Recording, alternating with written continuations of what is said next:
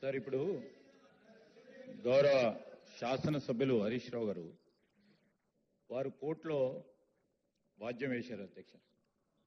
నేను నిజంగా చెప్తా ఉన్నా, వారి ఈరోజు వారి ఆర్గ్యుమెంట్స్ వింటా ఉంటే సుప్రీంకోర్టు అడ్వకేట్కి సంబంధించి వారి పాప సీనియర్ కౌన్సిల్ని హైర్ చేసి తీసుకొచ్చారు అధ్యక్ష.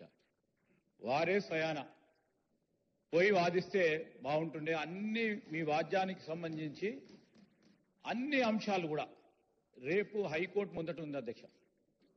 హైకోర్టు ముందట మీరు ఇవన్నీ అంశాలు కూడా మీరు పెట్టిండ్రు, మీ అఫిడవిట్లో అన్ని అంశాలు కూడా పెట్టడం జరిగింది. సో మళ్ళా తిరిగి ఇక్కడ మేము టెక్నికల్ ఆస్పెక్ట్స్ సంబంధించిన అంశం ఒకటి మీరు చెప్పినా కానీ ఈరోజు మేము చెప్తా ఉన్నాం అధ్యక్ష. మీరు చెప్తా ఉన్నారు ఫెయిర్నెస్ ఆఫ్ ఎంక్వైరీ. సార్ మేము ఈరోజు కమిషన్ ఆఫ్ ఎంక్వైరీ యాక్ట్ కింద 1952 సంవత్సరానికి సంబంధించి ఎక్కడ ప్రొసీజరల్ ల్యాప్సెస్, ఈ కాళేశ్వరం ప్రాజెక్టుకు సంబంధించి technical lapses, execution lapses, maintenance lapses సంబంధించి గౌరవ మంత్రి గారు చెప్పారు. నేనేం చెప్తా ఉన్నానంటే అఫిడవిట్కు సంబంధించి మీ ఈ అంశాలన్నీ కోర్టు రేపు పొద్దున తేలుస్తుంది అధ్యక్ష. ఇవాళ రేపు తెలుస్తుంది. మీకేం రిలీఫ్ రాలేదు. ఆ రిలీఫ్కు సంబంధించి మీరు వెయిట్ చేస్తా ఉన్నారు. ఆ రిలీఫ్ మీరు ఇచ్చేది లేదు, ఇక్కడ మేము ఇచ్చేది లేదు. మీరు టెక్నికల్ అంశాల విషయంలో మీరు రిలీఫ్ కోరుతా ఉన్నారు, మీకున్న హక్కు ద్వారా, మీకున్న లీగల్ రైట్ ద్వారా కోరుతా ఉన్నారు. ఆ అంశాలను దృష్టిలో పెట్టుకొని ఈరోజు మేము అడిగేది ఏంటంటే అవన్నీ కూడా ఈరోజు కోర్టు ముందట ఉన్నాయి. మీరు అడిగిన టెక్నికల్ అంశాల విషయంలో 8B కానీ 8Cకి సంబంధించిన అంశాలు అవి రేపొద్దున హైకోర్టు తెలుస్తుంది అధ్యక్ష. Then we will proceed. We have to proceed according to the law. మేమేం అడుగుతా ఉన్నాం అధ్యక్ష, ఇప్పుడే ఇరిగేషన్ మంత్రి గారు అన్ని విషయాలు స్పష్టంగా చెప్పడం జరిగింది. ఎందుకు ఏ విధంగా కమిషన్కు సంబంధించి ల్యాప్సెస్ ఏ విధంగా మీకు వారు చూపెట్టడం జరిగింది. స్పష్టంగా ప్రతి క్లాస్ పై క్లాస్ వారు చెప్పడం జరిగింది. ఎగ్జాక్ట్ గా ప్రిసైజ్ గా ఒక హాఫ్ అన్ అవర్ లో పూర్తి స్థాయిలో తెలియజేయడం జరిగింది. గౌరవ సభ్యుల్ని కోరుతా ఉన్నాను అధ్యక్ష, let's not go to the technicalities of what. మీరు టెక్నికాలిటీస్ విషయంలో మీరు వాద్యం వేసే దానిపైన ఉంది. మేము కూడా చెప్తా ఉన్నాం అధ్యక్ష.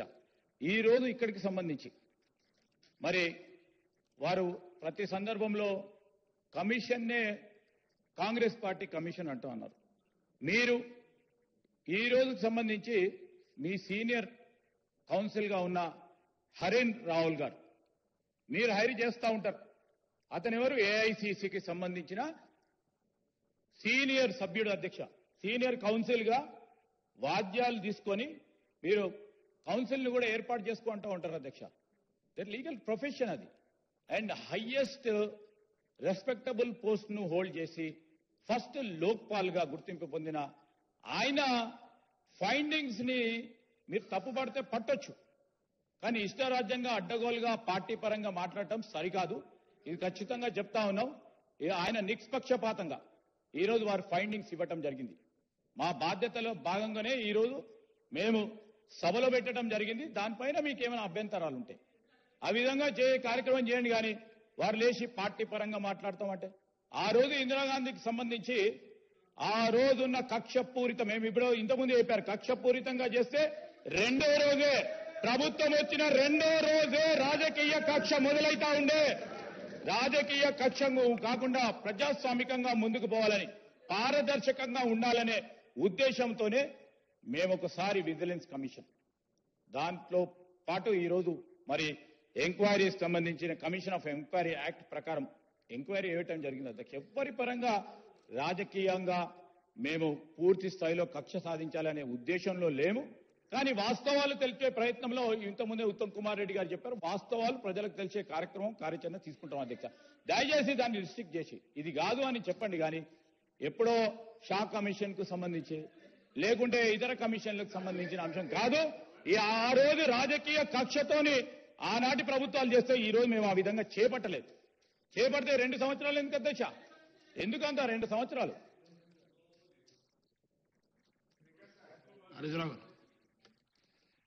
వాహ్, ఏం చెప్తే శ్రీధర్ అన్న, డబుల్ స్టాండర్డ్స్ అంటే ఇది కాంగ్రెస్ పార్టీకి మీకే వస్తుంది శ్రీధర్ బాబు గారు. అంటే ఇందిరాగాంధీ గారి మీద ఆనాడు షా కమిషన్ వేస్తే కాంగ్రెస్ పార్టీ దేశమంతా గగ్గోలు చేయొచ్చు, ధర్నాలు చేయొచ్చు, షా కమిషన్ వ్యతిరేకిస్తూ ర్యాలీలు తీయొచ్చు. ఆ రోజు షాను మీరు ఏ రకంగా తిట్టారో మొత్తం కటింగ్స్ ఉన్నాయి, చదవమంటే చదువుతా, మొత్తం తెచ్చిన. కానీ టైం లేదని నేను పోవట్లేదు. ఆ రోజు షా కమిషన్ ప్రణబ్ ముఖర్జీ గారి మీద, ఇందిరాగాంధీ గారి మీద వేస్తే దేశం మొత్తం కాంగ్రెస్ నాయకులు ఏమేమి మాట్లాడినరో, సుప్రీంకోర్టు ప్రధాన న్యాయమూర్తిని ఏ రకంగా దుర్భాషలాడారో చదవమంటే చదివి వినిపిస్తాం. సబ్జెక్ట్ లకు బోదలుచుకున్నా. అయితే అధ్యక్ష, before I going to subject ఇంకొక 2 విషయాలు చెప్పి సబ్జెక్ట్ లకు పోతా అధ్యక్ష. అయితే ఆ రోజు షా కమిషన్ వేసింది దేని మీద అధ్యక్ష? ఎమర్జెన్సీ పాలన మీద విచారణ జరిపింది. విచారణ జరిపింది ఎవరు అధ్యక్ష? కాదు, మీరు సబ్జెక్టు మాట్లాడండి. మీరు సబ్జెక్టు మాట్లాడండి. ఇప్పుడు మంత్రి గారు చాలా స్పష్టంగా చెప్పినారు. మీరు అందకపోకుండా మీరు టైం ఎందుకు వేస్ట్ చేస్తున్నారు? మీరు సబ్జెక్టు మాట్లాడండి. హరీష్ రావు గారు మాట్లాడండి. ఇప్పుడు స్పీకర్ సార్, ఇవాళ మీరు ఎజెండాలో పెట్టిందే ఘోష్ కమిషన్ నివేదిక. So that's why I'm talking on the commission. ఇది సబ్జెక్ట్ కాకపోతే ఆనాడు విచారణ దేని మీద? ఎమర్జెన్సీ పాలన మీద. చేసింది ఎవరు? సుప్రీంకోర్టు ప్రధాన న్యాయమూర్తి అధ్యక్ష. అయినా కాంగ్రెస్ పార్టీ సుప్రీంకోర్టు ప్రధాన న్యాయమూర్తి ఇచ్చిన తీర్పును ఆ రోజు తప్పు పెట్టింది అధ్యక్ష. వాళ్ళు చేస్తే రైట్ అట. మరి ఈ రోజు దేని మీద అధ్యక్ష? తెలంగాణ రైతుల కష్టాలు తీర్చే కాళేశ్వరం ప్రాజెక్టు మీద కుట్రపూరితంగా వేసిన కమిషన్ విధి విధానాలను కాలరాస్తూ, చట్టాన్ని తుంగలో తొక్కుతూ, ప్రతివాదనలకు అవకాశం ఇవ్వకుండా ఏకపక్షంగా ఇచ్చిన రిపోర్టును మేం తప్పుపట్టడం కరెక్ట్ కాదు అని శ్రీధర్ బాబు గారు మాకు శుద్ధులు చెప్తా ఉన్నాడు. అధ్యక్ష, మీపై వేసిన కమిషన్లు మీరు వ్యతిరేకిస్తే తప్పు కాదు, కానీ మేం వ్యతిరేకిస్తే తప్ప? అధ్యక్ష, ఈ రకంగా చెప్పుకుంటూ పోతే ఆ షా కమిషన్ ఆ రోజు ఇందిరాగాంధీ గారికి 8B కింద నోటీస్ ఇచ్చింది. కానీ ఆ ప్రొసీజరల్ ల్యాప్సెస్ ఉన్నాయని చెప్పి ఢిల్లీ హైకోర్టుకు ఆనాడు ఇందిరాగాంధీ గారు వెళ్తే 7 నవంబర్ 1978 నాడు Delhi high court 8B procedural lapses ఉందని చెప్పి షా కమిషన్ రిపోర్ట్ ను రద్దు చేసింది, కొట్టివేయడం జరిగింది. అధ్యక్ష, ఇక సరే, కాంగ్రెస్ గురించి ఇందిరాగాంధీ గారి గురించి చెప్పిన, మా బీజేపీ మిత్రులకు కూడా చెప్పాలి. ఎల్కే అద్వానీ గారి ఆ రోజు బాబ్రీ మసీద్ కూలిపోయినప్పుడు డిసెంబర్ 16, 1992 నాడు పివి నరసింహారావు గారు ప్రధానమంత్రిగా లిబ్రహన్ కమిషన్ వేయడం జరిగింది. ఆ రోజు అద్వానీ గారి మీద, మురళీ మనోహర్ జోషి గారి మీద పివి నరసింహారావు గారి ప్రభుత్వం లిబ్రహన్ కమిషన్ వేస్తే ఇది భారతదేశంలో ఒక రికార్డు. ఈ కమిషన్ 17 సంవత్సరాలు నడిచింది. 48 సార్లు ఈ కమిషన్ కు ఎక్స్టెన్షన్ ఇచ్చారు. 17 ఏళ్లు శోధించి రిపోర్ట్ ఇచ్చారు. 17 ఏళ్ల తర్వాత రిపోర్ట్ ఇస్తే ఆనాడు వాళ్ళ మీద కమిషన్ వేస్తే బీజేపీ నాయకులు ఇది అన్యాయం, మా మీద కమిషన్ వేస్తారా, ఇది రాజకీయ కక్ష సాధింపు, ఇది కుట్ర అని చెప్పి ఆ రోజు బీజేపీ కూడా దేశవ్యాప్తంగా ధర్నాలు చేసింది. ఇందిరాగాంధీ గారి మీద వేస్తే కాంగ్రెస్ ఇది కుట్ర, ఇది రాజకీయ ప్రేరేపితం అన్నారు. బీజేపీ మీద వేస్తే ఇది కుట్ర, రాజకీయ ప్రేరేపితము అన్నారు. మరి మా మీద వేసింది కూడా ఇది రాజకీయ ప్రేరేపితం, ఇది కుట్ర మాత్రమే. అధ్యక్ష, ఫైనల్ గా ఏం జరిగింది? ఆ రోజు లిబ్రహన్ కమిషన్, మీరు మాట్లాడండి,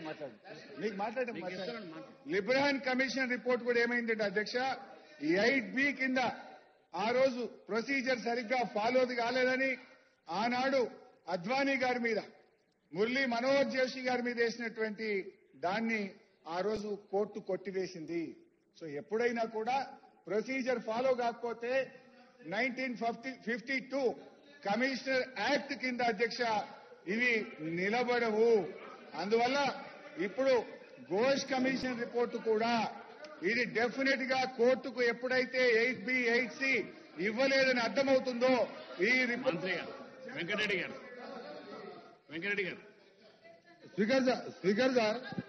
స్పీకర్ సార్, గౌరవ సభ్యులు, సీనియర్ శాసనసభ్యులు హరీష్ రావు గారికి మీరు కోర్టు కేసులు దాని గురించి ఇప్పుడు మాట్లాడటమే కాదు, మీరు మేడిగడ్డ, అన్నారం, సుందిళ్ల బ్యారేజీలు దాని ద్వారా రాష్ట్రానికి 1,00,000 కోట్ల ప్రజాధనాన్ని దుర్వినియోగం చేసి అక్రమాలకు, అవినీతిలు పాడుపడి ఈరోజు దాని మీద చర్చ జరుగుతున్నప్పుడు ఈ కేసుల విషయంలో అంటే నువ్వు కోర్టు పరంగా కోర్టుకు పోయి స్టే తెచ్చుకోను, గోష్ కమిటీని రద్దు చేసో నువ్వు శిక్ష తప్పించుకోవాలను ఏదో చూస్తున్నట్టు నువ్వు మాట్లాడుతున్నట్టు నాకు అర్థమైంది. నేను ఒకటే రిక్వెస్ట్ చేస్తున్నా, మీరు మేడిగడ్డ ఇవన్నీ అక్కడ ఎక్స్పర్ట్ చెప్పిన దానికి కాదని తుమ్మిడిగడ్డ దగ్గర మొదలుపెట్టిన ప్రాజెక్టు ఎప్పుడో కంప్లీట్ అయ్యే ప్రాజెక్ట్ అది. కాంగ్రెస్ గవర్నమెంట్ లో మొదలుపెట్టి ఇప్పటి వరకల్లా చేవెళ్ల వరకు నీళ్లు వచ్చి పచ్చగా పారి ప్రాజెక్ట్ అది. ఆ దారి ఆపి మీరు కమిషన్ల కోసం కిందికి పోయి 3 లిఫ్టులు తీసుకొచ్చి మళ్ళా కిందికి నీళ్లు వదిలిపెట్టాలి. నేను ఒకటి చెప్తున్నా ఎగ్జాంపుల్, నాకు పొరపాటు గ్రాపాటం మరొక్కసారి ఇట్లా ఈ టీఆర్ఎస్ గవర్నమెంట్ వస్తే కింద పోలవరం దాకా 3 లిఫ్ట్ పెట్టి మళ్ళీ 1 లక్ష కోట్లు దూసుకుంటుండే వీళ్ళు. నేను ఒకటే అడుగుతున్నా, ఒకటే మీరు క్లియర్ గా ఈ సబ్జెక్ట్ మీద రండి. అది రేపు వచ్చినప్పుడు మళ్ళీ రేపు సెషన్లను ఈ గోష్ కమిటీలు ఏ కేసులు జరిగినాయి, 1975 ఏం జరిగినాయి ఇవన్నీ తర్వాత మాట్లాడదాం. ఇప్పుడు దీంట్లో అవినీతి జరిగింది, మేడిగడ్డ కుంగిందా లేదా, అది ఎన్డీఎస్ఏ రిపోర్ట్ ఏమిచ్చింది, ఈ మిగిలిన రెండింటికి కూడా మేము గ్యారెంటీ ఇవ్వలేము, ఎప్పుడు పోతే తెలియలేము అని క్లియర్ కట్ ఎన్డీఎస్ఏ రిపోర్ట్ ఉంది. దాని మీద మాట్లాడటానికి ఇంత సీరియస్ సబ్జెక్ట్ మీరు ఎక్కడో తీసుకెళ్లి డైవర్ట్ చేసి మీరు తప్పించుకోలేరు. మీరు గోష్ కమిటీ కాదు కదా, ప్రజలు శిక్షించరు. ఎన్నికల ముందు జరిగిన దాన్ని కానీ కాళేశ్వరం చేసే అక్రమాల మీద ప్రజలు ఆల్రెడీ శిక్షించును, మీరు అనుభవిస్తున్నారు. అప్లపాలు చేసిండ్రు, రాష్ట్రాన్ని అప్లపాలు చేసి మీరు శిక్ష అనుభవిస్తున్నప్పుడే శిక్ష మీకు లోపల అనుభవిస్తున్నారు. ఇలా కొత్త రాష్ట్రాన్ని అప్లపాలు చేసి మీరు శిక్ష అనుభవిస్తున్నారు. మీరు దాని మీద మాట్లాడాలని హరీష్ రావు గారు రిక్వెస్ట్ చేస్తున్నాను. మీరు సబ్జెక్టుకి రండి. ఈ గోష్ కమిటీలు పాత రిపోర్ట్లన్నీ 1947 వెళ్ళి జరిగిన జడ్జిమెంట్లు కోర్టు మీద పోయి కేసు రద్దు, మీరు గోష్ కమిటీని రద్దు చేయించుకోవాలి, అది దాని మీద మాట్లాడుతున్నారు. మీరు తప్పు చేసింది కాబట్టి ఇవన్నీ మాట్లాడుతున్నారు. మీరు దాని మీద రండి. మేడిగడ్డ కాళేశ్వరం అన్నారు, మీరు ఎట్లా ఏ విధంగా చేసిండ్రు, దాంతో నిరుపయోగం చేసి ఇవాళ 11,000 ఆల్రెడీ ఖర్చు పెట్టి మా చేవెళ్ల రంగారెడ్డి ప్రజలు ఇంత హైట్ లో ఉంటే ఇప్పటివరకల్లా పచ్చగా వారి ప్రాజెక్టుని వాళ్ళ కడుపు కాడ వాళ్ళ మొత్తం నోటికాడ బుక్కలు లాక్కొని మీ కమిషన్ల కోసం ప్రాజెక్టులను కింద పెట్టి ఈ రోజు దాని మీద మాట్లాడుకుంటాను. మీరు మాట్లాడుతుంటే ఒక సీనియర్ సభ్యులు స్టేట్ గా ఈ సబ్జెక్టుకి రండి, కాళేశ్వరం రండి, కొలాప్స్ అయింది, మా తప్పయింది. ఒక నిమిషం హరిజావు, మా తప్పయింది, మా నాయకుడుకు ఎదురు చెప్పేది వాళ్ళు లేడు, ఆయననే సీఎం, ఆయననే చీఫ్ ఇంజనీర్, ప్రపంచంలో వింత కట్టినట్టే కట్టిండు, టూరిస్టులను తీసుకుపోయాడు, అది చూడకపోతే కూలి కూడా పోవడం జరిగింది. మీరే కట్టిండు, మీరే కూలగొట్టిండు. ఒక నిమిషం అధ్యక్ష, నాగార్జున సాగర్ ప్రాజెక్టు పాలమూరు కూలీలు ఆ బండలతోని మొత్తం భుజాల మీద బండలు పలకొట్టి కడితే ఇప్పటికి ఒక్క దగ్గర క్రాక్ రాకుండా ఆ రోజు జవహర్లాల్ నెహ్రూ, ఇందిరాగాంధీ గారు అలాంటి ప్రాజెక్టు కట్ట చరిత్ర ఉన్నది. నువ్వు హైదరాబాద్ అయినా దగ్గర 3 ఏళ్ళు కాకుండా 5 ఏళ్ళు పడుతుంది. తొందర ఏమున్నది నీకు? ఎక్కడ కట్టాలో తెలియదు ప్రాజెక్టు. ఇంజనీర్లు వద్దరు దగ్గర కట్టాం, మేడిగడ్డ కూలగొట్టినావు. దాన్ని ఏం చేయాలో మాకు అర్థం కాక మేము ఏం చేయాలో ఆలోచించుకుంటూ ఈ రాష్ట్రాన్ని ఎట్లా చేయాలి, రేపు 3 కూలిపోతాడు. అందుకని ఏది పడితే అది మాట్లాడకుండా స్టేట్ గా సబ్జెక్ట్ రావాలని గౌరవనీయులు హరీష్ రావు రిక్వెస్ట్ చేస్తున్నా. దీని మీద మీరు ఇరిగేషన్ మినిస్టర్ ఉండదు, ఆ తర్వాత ఇరిగేషన్ మినిస్టర్ లేడు రాష్ట్రానికి. 5 ఏళ్ళు సీఎం గారే ఇరిగేషన్ మినిస్టరు, 5 ఏళ్ళు మీరు ఉండరు కదా. దాని మీద మీరు స్టేట్ గా రమ్మని నా రిక్వెస్ట్. మీరు కోర్టు కేసులు పోవాలంటే తర్వాత మాట్లాడదాం, నెక్స్ట్ సెషన్ లో మాట్లాడదాం, మొత్తం మొత్తం కూడా కేసులు మాట్లాడదాం. సరే అధ్యక్ష, కోర్టు కేసు గురించి మాట్లాడొద్దు అంటున్నారు. మరి కోర్టుకు ఇందిరాగాంధీ గారు ఎందుకు పోయినరు, ప్రణబ్ ముఖర్జీ గారు ఎందుకు పోయినరు? సో ఎవరైనా తన సహజ న్యాయాన్ని పాటించినప్పుడు, తన హక్కులకు భంగం వాటిల్లినప్పుడు వెళ్లేటువంటి అవకాశం ఎవరికైనా ఉంటుంది అధ్యక్ష. అండ్ ఉత్తమ్ గారు కూడా మాట్లాడుతూ కోర్టుకు మీరు వెళ్ళినప్పుడు అసెంబ్లీలో చర్చించొద్దని కోర్టుకు వెళ్లారని కూడా ఉత్తమ్ కుమార్ రెడ్డి గారు అన్నారు. We never said that. మేము ఈ కేసును ఈ రిపోర్ట్ ను క్వాష్ చేయమని వెళ్ళాం తప్ప అసెంబ్లీలో చర్చిద్దామనేటువంటి విషయాన్ని మాట్లాడండి. ఇరిగేషన్ మినిస్టర్ గారు.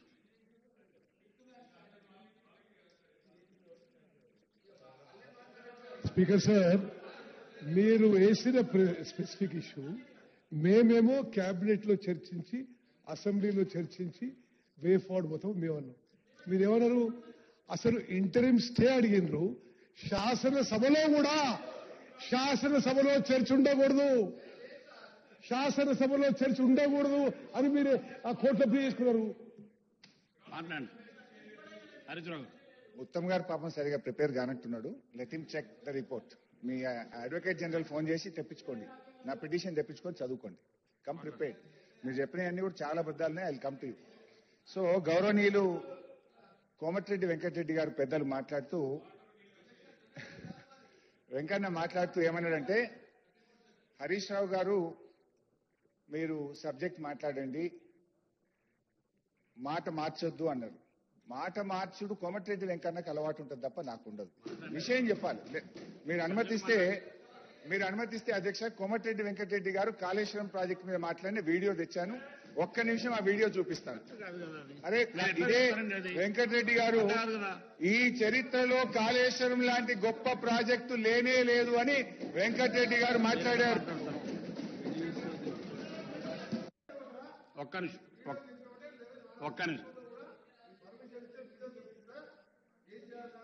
ఇస్తాను. ఒక్క నిమిషం. మీరు వీడియోలు ఇక్కడ ప్రదర్శన రూలింగ్ ఉందండి. మీరు మళ్ళా వీడియోలు ప్రదర్శిస్తే ఎట్లా? మీరు సబ్జెక్టు మాట్లాడమని చెప్పినారు, మళ్ళా వీడియోలు ప్రదర్శిస్తే ఎట్లా? మీరు వీడియోలు ప్రదర్శిస్తే ఎట్లా? తెలంగాణ కోసం నేను ఉద్యోగం చేసి రాజీనామా చేసి నిరాదీక్ష చేస్తున్నప్పుడు కేసీఆర్ గారు, ఇదే హరీష్ రావు గారు, మా రామన్న గారు, కేటీఆర్ గారు, ఇతర శాసనం వచ్చి తెలంగాణ గురించి నేను చేసినవన్నీ కూడా చెప్పాను. తెలంగాణ ఎట్లొచ్చింది, కాంగ్రెస్ పార్టీ ఎట్లిచ్చిందో వాళ్ళు కూడా చెప్పారు. సోనియా గాంధీ గారు దేవత ఇదే ఇక్కడ కూర్చొని సోనియా గాంధీ కేసీఆర్ గారు ముఖ్యమంత్రిగా మొదటి సభలో ఒక మాడాది ఎవరు చెప్పినా చెప్పకపోయినా సోనియా గాంధీ తెలంగాణ దేవత. సోనియా గాంధీ లేకుంటే తెలంగాణ ఎప్పటికీ వచ్చేది కాదని అంతకుముందు 14 మంది వీళ్ళ కుటుంబ సభ్యులు హరీష్ రావు గారిని తీసుకుపోలే. 14 మందులు మా నాయకురాలు సోనియా గాంధీ గారు కలిసి వారి కాళ్ళు మొక్కి మీరు తెలంగాణ దేవత తల్లి అని చెప్పి అన్నది మీరే గారా? అలాంటి వీడియోలు చూపించమంటారు నన్ను. మీరు ఎన్ని మాట్లాడిన తర్వాత సోనియా గాంధీ బలిదేవత అని మాట్లాడింది. అందుకనే వీడియోలు ఎలక్ట్రానిక్ కాదు.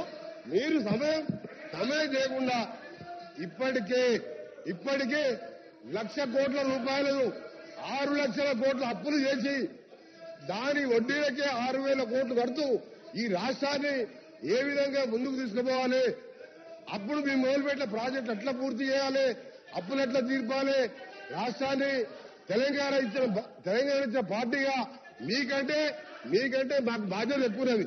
మీకు బాధ్యత లేదు. మీకు తెలంగాణ రాష్ట్ర సాధనలో మీ పాత్ర లేదు. ఉంటే ఇవాళ కాళేశ్వరంలో కేసీఆర్ గారు ఎందుకు రావు? ఇవాళ బీసీల గురించి రిజర్వేషన్ ఇంత పెద్ద ఇష్యూ ఉంటాయి. ప్లస్ కాళేశ్వరం కట్టిన నాయకుడు ఇవాళ నిజంగా కదా. ఒక నిమిషం మాట్లాడండి వెంకయ్య గారు. నడుస్తుంది. మీ ద్వారా కేసీఆర్ గారు ప్రధాన ప్రతిపక్ష నాయకుడు 10 ఏళ్లు ముఖ్యమంత్రిగా చేసిన వాళ్ళు, ఆయనని మీ ద్వారా రిక్వెస్ట్ చేస్తున్నా, మీరు సభకు రండి. కాళేశ్వరంలో మీ పాత్ర మీదేందో చెప్పండి. సార్ ఒకటి సార్, ప్రజాస్వామ్యంలో అధికార పక్షానికి ఎంత బాధ్యత ఉంటుందో అంతకంటే ఎక్కువ బాధ్యత ప్రధాన ప్రతిపక్షానికి ఉంటుంది. మా భట్టి గారు ఐదుగురు ఎమ్మెల్యేలు పెట్టుకొని 5 సంవత్సరాలు మీరు మైక్ ఇచ్చినా లేకున్నా కొట్లాడినా లేదా ఈరోజు డిప్యూటీ సీఎంగా ఉన్న భట్టి గారు ఉదాహరణ తీసుకోండి. ఖర్గే గారు 44 మంది అధికారం మాకు ప్రతిపక్ష హోదా రాలే. లోక్సభలో అప్పుడు మళ్ళా అధీర్ రంజన్ గారు పోయినసారి మేము ఎంపీగా, నేను మా గౌరవ సీఎం గారు ఉత్తమ్ గారు ఎంపీగా ఉండే. అధికార పక్షం లేకున్నా ప్రతిరోజు ప్రజా సమస్యల మీద, దేశంలో సమస్యల మీద కొట్లాడినాం. ఇవాళ 29 మంది సభ్యులుండి ప్రధాన ప్రతిపక్షం రాకపోవడు నిజంగా మీరు చెప్పేది, మీరు తెలంగాణ గురించి మాట్లాడతారా? ప్రధాన ప్రతిపక్షం ఫామ్ హౌస్ లో కూర్చుంటారు, మీరు వచ్చేమో చట్టాల గురించి మాట్లాడతారు. ఇది చాలా మంచి పద్ధతి కాదు. ఇవాళ కేసీఆర్ గారు ప్రజలను అవమానపరుస్తున్నాడు. ప్రధాన ప్రతిపక్ష హోదా ఉండి సభకు రాకపోవడం ప్రజలని అవమానపరుస్తున్నాడు. అంత పెద్ద బాధ్యత పెట్టుకొని ఇవాళ హరీష్ రావు గారికి ఏం పోస్ట్ అంత డిప్యూటీ లీడరా, సిఎల్పి సెక్రటరీనా, అసలు మీ కార్యవర్గం ఉందా? మీరు ఏం మాట్లాడుతున్నారు? నేను అందుకనే కేసీఆర్ చెప్తున్నా, మీ ద్వారా మళ్ళా రిక్వెస్ట్ చేస్తున్నా, మీ ద్వారా రిక్వెస్ట్ చేస్తున్నా, రండి. తప్పైతే నా తప్పైంది, మేడిగడ్డ నా సొంత నిర్ణయం తప్పైంది, క్షమించండి అని చెప్పండి. తెలంగాణ ప్రజలు గౌరవని చెప్పండి. అంతే తప్ప ఏది పడితే అది మాట్లాడి మీరు వీడియోలు ఉన్నాయంటే నా దగ్గర కూడా ఉన్నాయి. సోనియా గాంధీ మా దేవత, సోనియా గాంధీ పుణ్యాన్ని తెలంగాణ వచ్చింది, అందుకే నా కాలు మొక్కినాం. ఇలాంటి జార చూపిస్తా నేను. హరీష్ రావు గారు సార్ మీరు అన్నట్టు నేను వీడియో మీరు అనుమతిస్తే చూపిస్తా అన్న తప్ప నేను చూపించే ప్రయత్నం చేయలే. I seek your permission. సరే అధ్యక్ష, ఇదే కోమటిరెడ్డి వెంకటరెడ్డి గారు ఆనాడు కేసీఆర్ గారు అసెంబ్లీలో కాళేశ్వరం ప్రాజెక్టు మీద ప్రజెంటేషన్ ఇస్తే మా ఉత్తమ్ కుమార్ రెడ్డి గారు. హరీష్ రావు గారు ఒక్కరి మీరు మీ సమయాన్ని మీరు సద్వినియోగం నా రిక్వెస్ట్. మీకు ఇచ్చినటువంటి సమయంలో మీరు సబ్జెక్టు మాట్లాడండి. మీరు ఇది కావడం వల్ల డివిజన్ కావడం వల్ల సబ్జెక్టు పోతుంది. దయచేసి మీరు సబ్జెక్టు మాట్లాడండి. ఎందుకు డివిజన్ అవుతున్నారు? సబ్జెక్టు మాట్లాడండి. సార్ నేను సబ్జెక్ట్ గురించే మాట్లాడుతున్నా. ఇప్పుడు మంత్రి గారు లేచి నా మీద 20 నిమిషాలు మాట్లాడితే నేను 2 నిమిషాలనే చెప్పుకోవాలి కదా సార్. మీరే అనవసరంగా ఇప్పటికీ 5 సార్లు డిస్టర్బెన్స్ అయింది నాకు. ఇప్పుడు ఇదే వెంకటరెడ్డి గారు ఆనాడు కేసీఆర్ గారు కాళేశ్వరం ప్రజెంటేషన్ ఇస్తే మా ఉత్తమ్ కుమార్ రెడ్డి గారు ప్రిపేర్ అయి రాలేదని పోయిండు. ఇది కరెక్ట్ కాదు, మాట్లాడేది ఉండే. కేసీఆర్ అద్భుతంగా పనిచేసిండు, కాళేశ్వరం ప్రాజెక్టు చాలా గొప్ప. మీరు ఎందుకు మినిస్టర్ గారు స్పీకర్ సార్, హరీష్ రావు గారు హద్దు దాటుతున్నాడు. మీ లిమిట్ లో ఉండండి. జరగలేదు సంఘటన, అట్లా జరగలేదు. మీరు అట్లా సిగ్గుండాలే. 1,00,00,000 కోట్ల ప్రాజెక్టు నాశనం చేసి ఇంకా నవ్వుతున్నావు మీదకని. నవ్వుతున్నావు, సిగ్గుండా మీకు.